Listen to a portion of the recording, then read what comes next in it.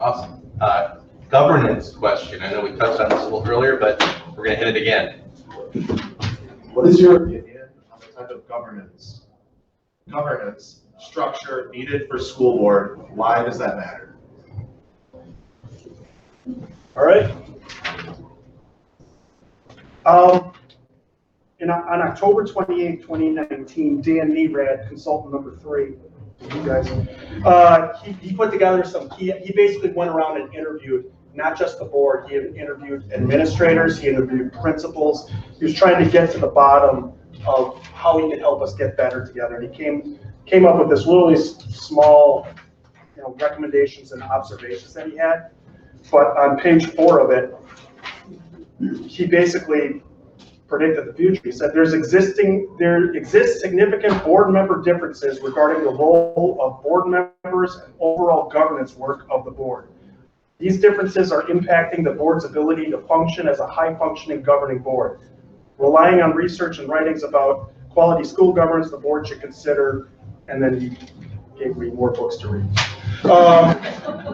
So it was basically one of the 2 huge problems that he pointed out, is that we're literally a 3-3 board with one in the middle. And the only thing that changes is the one in the middle. And so what you got delegates who want to manage, and they want to manage the vehicles, they want to manage the projects, they want to manage the curriculum, they want to manage the books, they want to manage everything.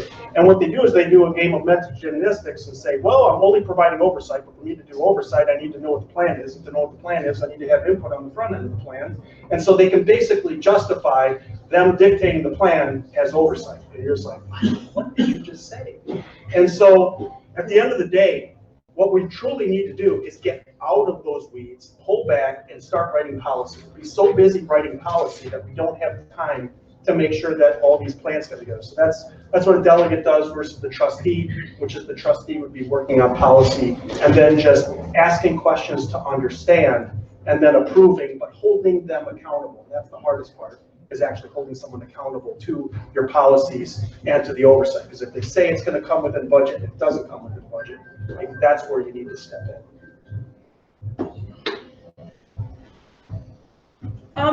As I mentioned before, this current board has spent over $55,000 on governance classes on how to be a cohesive board. We don't need that. If we wanted to be a cohesive board, we could just have one board member, because we need all people, all citizens of Oconomowoc represented. If we come together and we have governance and we spend almost $60,000 learning how to get along and make sure that we only have one opinion, then we don't have a board. So I say no to the monolithic approach of governance. I say yes to 7 different people representing the entire community and learning how to make that work.